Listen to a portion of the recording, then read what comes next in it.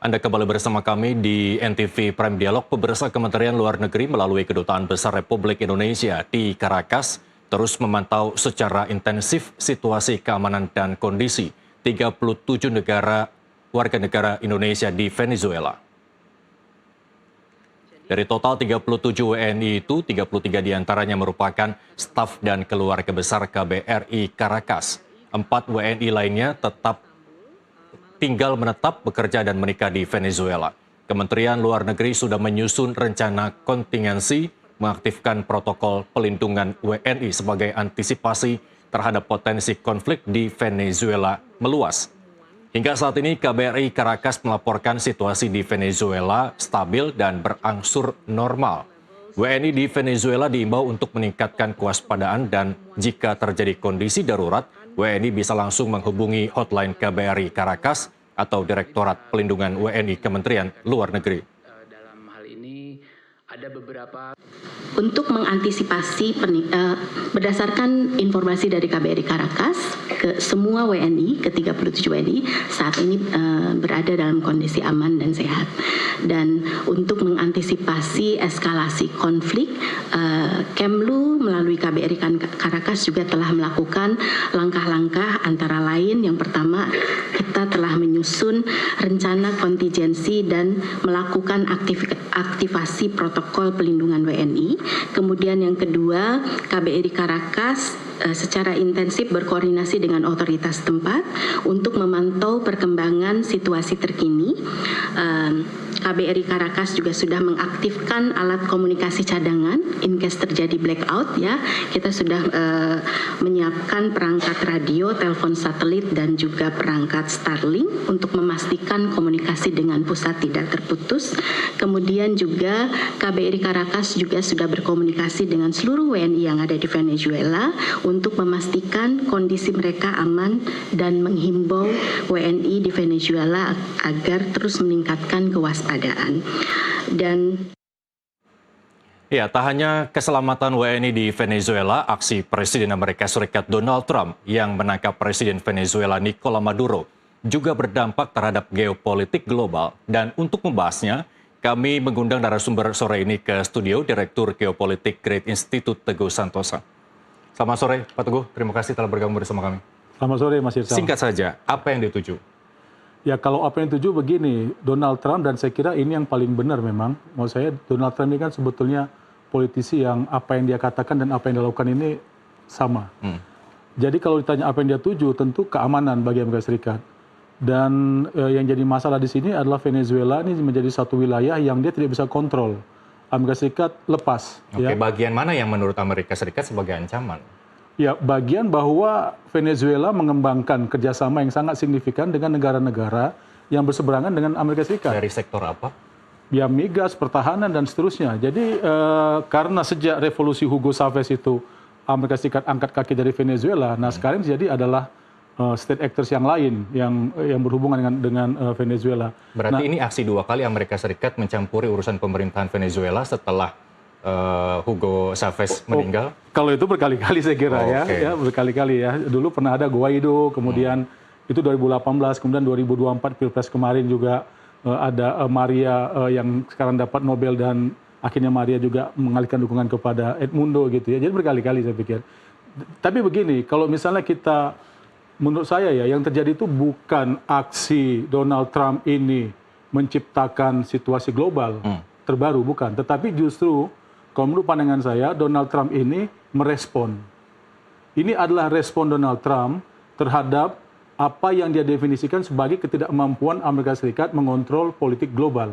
Oke. Dan dia melihat bahwa begitupun ada reaksi dari negara lain, Trump tidak peduli. Ya, tentulah aksi reaksi akan terjadi ya. Tetapi untuk mengatakan kausa primanya, ya kalau kita bicara dari sudut pandang Donald Trump, kausa primanya bukan dia. Okay. Nah, Donald Trump percaya bahwa kausa primanya bukan dia. Kausa primanya adalah Amerika Serikat tidak hadir, ya. Jadi kalau misalnya kita perhatikan, Donald Trump ini kan bukan marah hanya kepada lawan-lawannya. Dia juga marah kepada sekutu-sekutunya. Saya masih ingat misalnya, waktu pertama kali Donald Trump jadi presiden di periode yang lalu, hal pertama yang dilakukan adalah datang ke Eropa, ke NATO, dan kemudian membentak semua anggota NATO. Mengatakan bahwa NATO mendapatkan perlindungan gratis dari Amerika Serikat. Dan dia minta bayaran yang lebih besar lagi. Jadi ini sudut pandang Donald Trump ya. Nah, sudut pandang Donald Trump ini yang kemudian diaplikasikan. Dia lihat Venezuela, kaya minyak sudah pasti, Amerika Serikat pernah menguasai minyak Venezuela, dan sekarang minyak Venezuela juga bisa dikatakan tidak lari kepada rakyatnya, karena kalau Anda ke Venezuela, sekarang Anda mesti antri juga. Ya, tapi larinya ke Cina, larinya ke Rusia, larinya ke Iran. Nah, bagi Donald Trump, daripada dia lari ke tempat orang lain, mendingan dia lari kembali ke kita kan gitu. Jadi maksud saya ini situasi dilema yang tentu sedang dihadapi baik oleh Venezuela maupun oleh Amerika Serikat. Kalau misalnya Venezuela letaknya jauh dari Amerika Serikat, ya barangkali Donald Trump juga tidak begitu peduli ya. Tetapi karena dia dekat di situ, kemudian ada Kuba di situ, kemudian ada Kolombia yang rejimnya juga sudah mulai bergeser menjadi pro Venezuela dan pro Kuba. Jadi saya kira dari sudut pandang Donald Trump yang merasa dirinya harus terlindungi, ya dia wajar saja untuk mengambil tindakan seperti ini. Nah, persoalannya adalah apakah tindakannya ini bisa kita justifikasi, kan itu persoalannya ya. Persoalan yang ya mungkin ini bisa kita samakan dengan preemptive strike.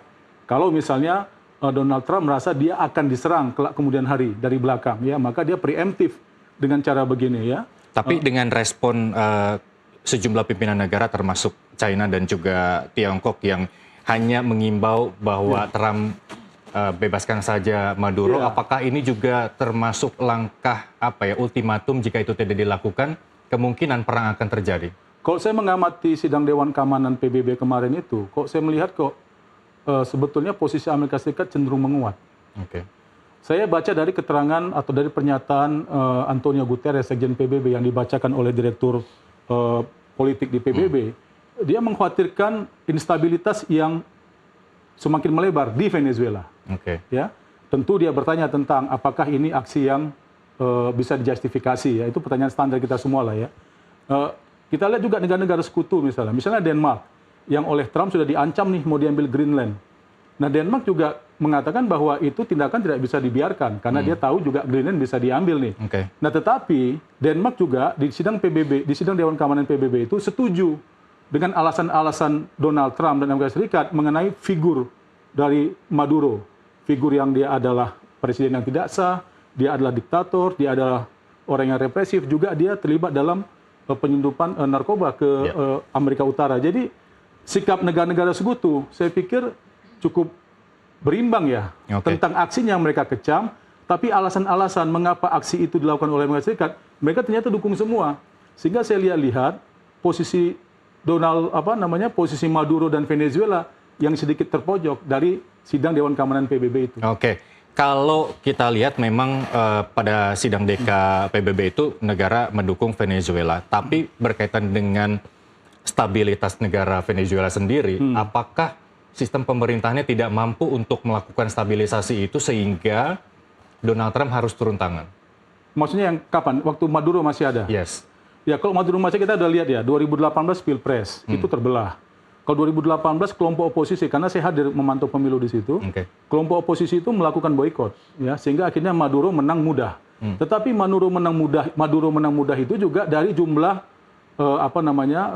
pemilih yang sedikit, ya. Kemudian 2024 terbelah. Saya pikir ya bisa dibilang dia 50-50 lah bagi dua ya.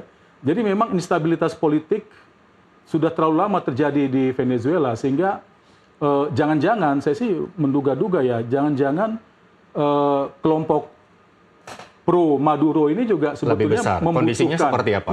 Membutuhkan kartu baru supaya mereka bisa melakukan pembangunan di Venezuela. Saya menduga jangan-jangan seperti itu. Pro kontra di setiap negara wajar, lazim begitu ya. Tapi ketika fakta menyebutkan bahwa Venezuela yang merupakan negara dengan cadangan minyak terbesar di dunia, tapi jatuh pada krisis. Nah, itu mungkin juga yang harus dibenahi pemerintah internal sendiri. Karena sebelum revolusi 99, sebelum Hugo Chavez berkuasa, yang membangun infrastruktur perminyakan Venezuela itu adalah Amerika Serikat.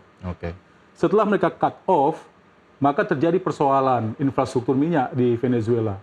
Mesin-mesin bornya itu rusak, tidak bisa diremajakan. Beberapa negara sahabat Venezuela pernah diundang teknisi-teknisinya untuk membantu memaksimalkan lagi upaya lifting itu, tetapi karena memang tidak kompatibel, tidak berhasil. Jadi persoalan minyak di Venezuela yang tidak mengalir dengan deras, itu juga mesti kita lihat kenapa begitu. Makanya mereka seringkali menjual itu crude oil. Yep. Ya, kirim crude oil ke Cina, kirim crude oil ke Rusia, ke Iran. Nanti mereka akan melakukan diversifikasi produk sehingga itu bisa digunakan gitu. Jadi kita mesti melihat ini utuh. Nah, bagi Amerika Serikat, toh minyaknya juga tidak mengalir ke rakyat Venezuela kok. Oke. Alih-alih melakukan stabilisasi negara Venezuela, Amerika Serikat, apakah tidak ada modus untuk menguasai minyaknya? Itu pasti dengan sendirinya kan. Donald Trump sudah mengatakan Venezuela akan kita bangun dan uang untuk membangunnya itu dari keuntungan minyak. Dia kan sudah mengatakan begitu. Jadi maksud saya sih berusaha untuk melihat dari dua sisi ya. Mengapa Donald Trump begitu, mengapa Venezuela, terutama Maduro begitu juga gitu. Jadi ini mereka semua sedang terjebak pada dilema. Maduro tidak punya cara lain. Dia harus mengambil jarak dengan pemerintahan Amerika Serikat, siapapun itu. Apakah dari Demokrat atau apakah dari Republik. Tetapi ketika dia mengambil jarak dengan Amerika Serikat dengan sangat tegas, yang jadi persoalan adalah Amerika Serikat mengkhawatirkan dia menjadi titik masuk serangan. Jadi ini apa namanya nih? Security dilemma, ya. Jadi itulah jebakan bagi kedua mereka ini. Oke, alih-alih wakil presidennya dilantik sebagai presiden sementara Venezuela, tapi Trump juga sudah mengultimatum bahwa akan mengambil alih pemerintahan. Lantas fungsinya Wapres dilantik jadi presiden sementara apa? Saya kira DLC lebih mudah untuk diajak bicara oleh Amerika Serikat. Ini mungkin sesuatu yang mengagetkan banyak orang. DLC ini politisi lama. Dia sudah jadi menteri di banyak pos sejak zaman Hugo Chavez. Dan dia juga bukan keluarga seperti Maduro. Mohon maaf, Maduro barangkali kita dengar-dengar ceritanya ya. Tetapi kalau DLC ini abangnya Ketua Majelis Nasional, dia punya saudara, jadi dari keluarga oligarki juga. Atau bisa dikatakan faksi Amerika Serikat di Venezuela? Enggak, kan semua orang akan mencari cara terbaik. Negara manapun pasti akan cari cara terbaik. Amerika Serikat ketika misalnya cara terbaik itu bisa dilakukan lewat Donald Trump, maka mereka akan melakukan itu. Tetapi misalnya Donald Trump bukan tools yang bisa diandalkan, mereka akan ganti itu. Tenang aja, Amerika Serikat lebih mudah. Nanti bulan November kan ada pemilihan sela. Ya, kalau misalnya rakyat Amerika Serikat marah dengan Donald Trump, karena Venezuela kah, karena ini kah, karena itu kah, nanti hukumannya bulan November. Kita akan lihat perubahan komposisi di Senat maupun di DPR. Kalau memang transisi itu terjadi, bagaimana reaksi rakyat dari Venezuela sendiri, termasuk faksi-faksi atau pro-pro Maduro? Pendukung Maduro ini kebanyakan rakyat menengah ke bawah, harus diakui. Mereka yang tinggalnya di barrios, yang di pinggiran-pinggiran bukit gitu ya, kalau kita lihat landscape kota Caracas gitu. Sementara kalau pendukung atau kalau anti Maduro memang kebanyakan ya orang kaya yang kaya sebelum Hugo Chavez gitu. Jadi kalau kita bicara dari sudut pandang itu, kita sudah bisa menghitung sebetulnya siapa yang akan keluar sebagai pemenang ya.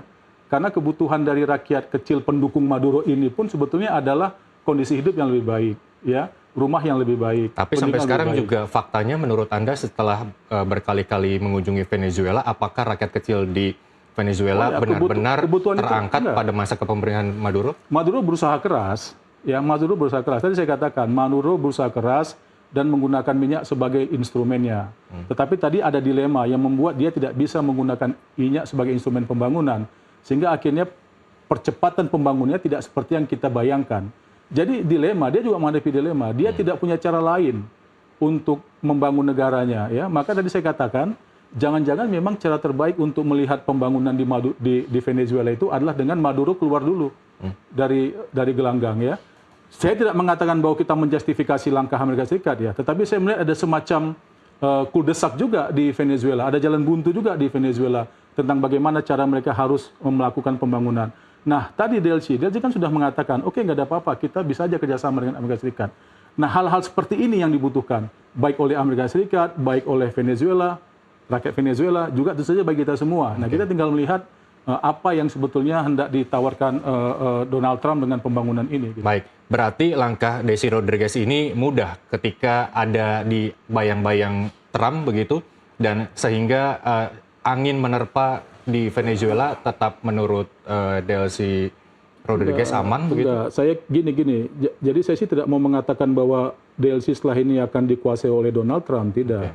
Tetapi DLC menjadi aktor rasional baru yang itu barangkali lebih bisa diajak bicara oleh Amerika Serikat. Jadi bukan berarti DLC kemudian menjual kedaulatan Venezuela juga, bukan dalam konteks itu.